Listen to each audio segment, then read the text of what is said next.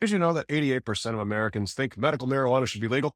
And yet, here we are in 2025, and Congress still hasn't done a darn thing about it.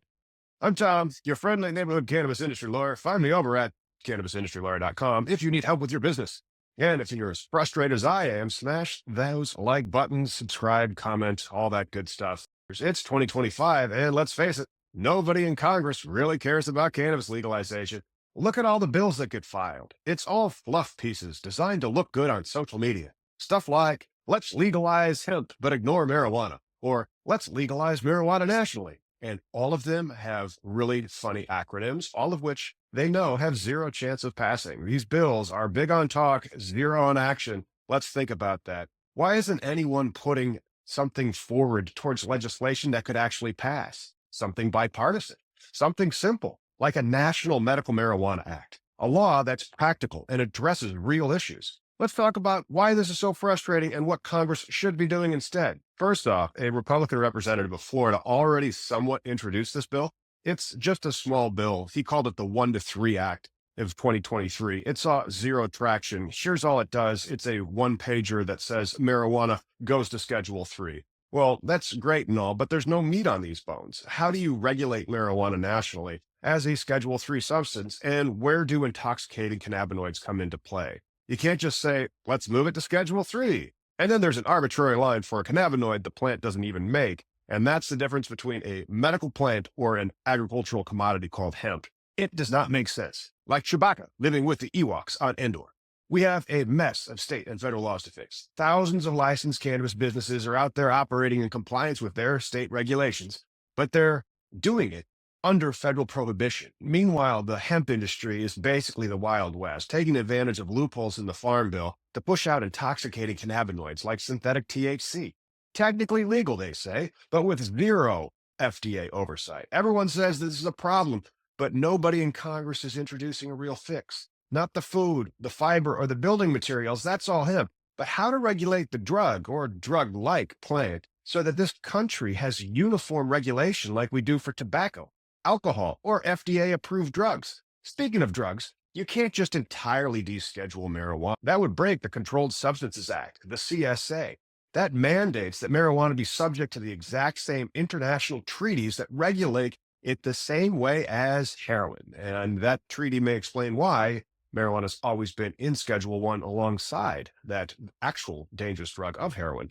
States have spent years building regulatory systems and regimes based on licensed operations for growing, processing, distribution, and retail sales at the plant. But there is no federal framework, nor guidelines for interstate commerce, and no system like the three-tiered alcohol model to keep things orderly. It's a pipe dream. Sorry about the pun. That it'll ever happen smoothly without legislation to fill in the gaps. We can't amend the CSA to provide for descheduled marijuana without government action, without Congress actually drafting a statute or an amendment and creating rules to make medical marijuana legal. Like an overwhelming 88% of the United States adults believe it should be legal. Specifically, 57% support legalization for both medical and recreational use, while 32% favor legalization solely for medicinal purposes. That may explain why many of the ballot initiatives in 2024 to legalize it failed. And let's talk about this DEA rescheduling thing. For over 2 years, 2.5 almost, the DEA has been reviewing a recommendation to move marijuana from Schedule 1 to Schedule 3. That's huge because it acknowledges marijuana's medical use, lowers its potential for abuse, and it makes life easier for state licensed businesses. It would also fix tax problems. Right now, cannabis businesses cannot take normal deductions under Section 280E of the tax code because they are dealing with a Schedule 1 drug. There are some other possible loopholes to address that. We've done a deep dive on cannabis tax. Maybe you should check that out. And rescheduling to Schedule 3 would change that. But here's the kicker. It still wouldn't fix the bigger problem. Rescheduling wouldn't create a federal system for regulating all cannabis that gets you high. It wouldn't deal with hemp-derived cannabinoids like Delta-8, and it may not set any rules for national medical cannabis. States would still be stuck with this patchwork of laws, and there would be no harmonized system to manage this at a federal level. That's why rescheduling marijuana alone isn't enough, because it does not include chemicals. or they are actually growing weed and just calling it THCA flower because the plant does not actually make the chemical that determines if the cannabis is hemp or marijuana under the law. It makes about as much sense as ranching cattle underwater. So, what is the solution? Congress needs to grow up and act like adults and actually not roll their eyes and deal with the issue. They need to pass a Medical Cannabis Act that defines hemp, medical cannabis, and tosses the pejorative marijuana into the dustbin of history. That word is a legal term of art to be cannabis with a delta 9 THC level of greater than 0.3%, which is basically burnt THCA flower. Congress needs to do something bipartisan, practical, and focused on solving real issues. Let's break it down for you and tell you what it might look like. First, you move marijuana to Schedule 3.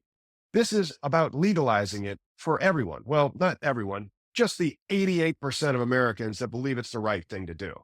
It's also about recognizing its well-known historical medical use and giving businesses a fair shot.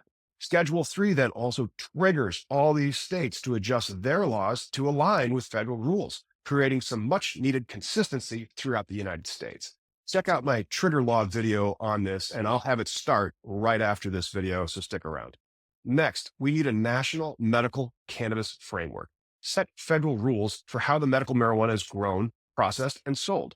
Protect the thousands of state licensed operators who already are following their strict regulations and give them rules to get into compliance. So for the first time, they can be in compliance with federal law as opposed to in violation of federal law. Seriously, Prop 215 in California was in 1996. That was almost 30 years ago, and it's still federally legal. That federal compliance could allow for interstate commerce between the states.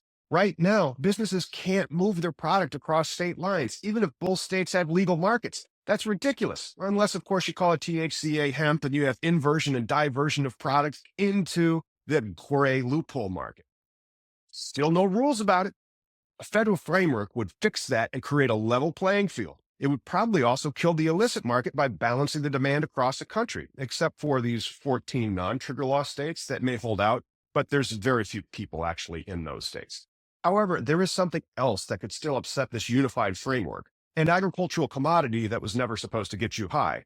You know where this is going. Let's talk about hemp. The Farm Bill's definition of hemp, cannabis with less than 0.3% delta 9 THC, has created this massive loophole. Companies are producing intoxicating cannabinoids, most famously delta 8 THC, but over 49% of delta 9 THC is synthesized from CBD isolate. And the FDA keeps telling these companies to stop doing it.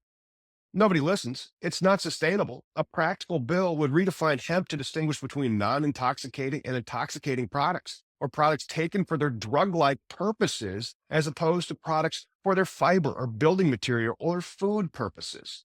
This Medical Marijuana Act could establish federal rules for hemp-derived products intended for human consumption. We're talking about labeling requirements, potency limits, quality standards, real stuff like that that is sorely missing right now from the hemp industry.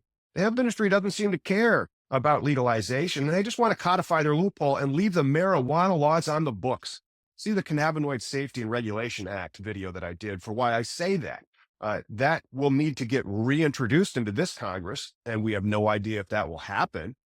But I hated that bill because it left marijuana on the bench and allows hemp with chemistry to occupy the field and take its place. Talk about unnatural and unnecessary. So how come nobody in Congress has actually introduced the Medical Marijuana Act and gotten it to pass? A few reasons. First, Congress loves grandstanding. Big, flashy proposals like full federal legalization, they get the headlines and no chance of passing, by the way. Meanwhile, practical bipartisan solutions get ignored because they're not sexy enough for the news cycle. Why? Did you know if you fixed everything with the country, you would have no reason to run for re-election?